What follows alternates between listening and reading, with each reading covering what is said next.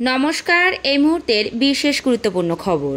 কসবায় শুক্রবার তৃণমূল কাউন্সিলর সুশান্ত ঘোষকে লক্ষ্য করে চলেছে গুলি, আর সেই ঘটনায় 24 ঘন্টার মধ্যেই পাকড়াও করা হয়েছে ঘটনার মাস্টারমাইন্ডকে। উল্লেখ্য, অভিযুক্ত ইকবাল পূর্ব বর্ধমানের গার্লসি থেকে আটক করা হয়েছে। তাকে নিয়ে আসা হচ্ছে কলকাতায়। এদিন সকালে ঘটনাস্থলে যান কলকাতার পুলিশ কমিশনার মনোজ ভার্মা।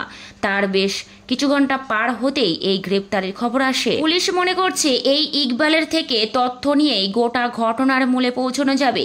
এর আগে 108 নম্বর ওয়ার্ডের কাউন্সিলর সুশান্ত ঘোষকে টার্গেট করে গুলি চলে।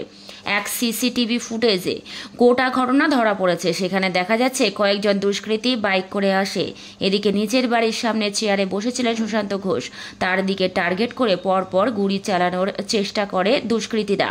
কয়েকবার চেষ্টা করেও তা করতে না পারলে বাকি সকলে মিলে দুষ্কৃতীদের ধরে ফেলে। প্রাণে বাঁচেন কাউন্সিলর।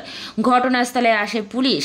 তখনই ওই দুষ্কৃতীদের জেরা শুরু হয়। চাঞ্চল্যকর তথ্য পুলিশের হাতে আসতে থাকে। জানা যায় কাউন্সিলর খুনে তারা 10,000 টাকার সুপারি পেয়েছিল। অগ্রিম 2,500 টাকা পেয়েছিল তারা। তবে কাউন্সিলর খুনের নেপথ্যে মাস্টার মাইন্ডের খোঁজ চলছিলই।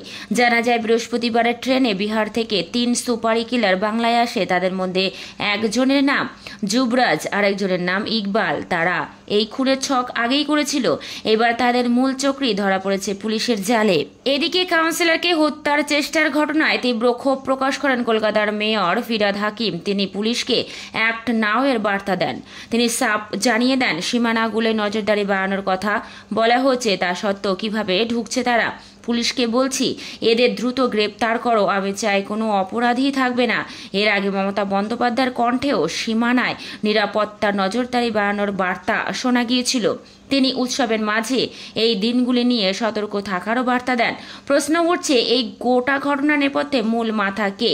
কেন ইকবালরা কাউন্সিলরকে খুন করতে চায়? প্রশ্নের উত্তরে অপেক্ষায় গোটা বাংলা।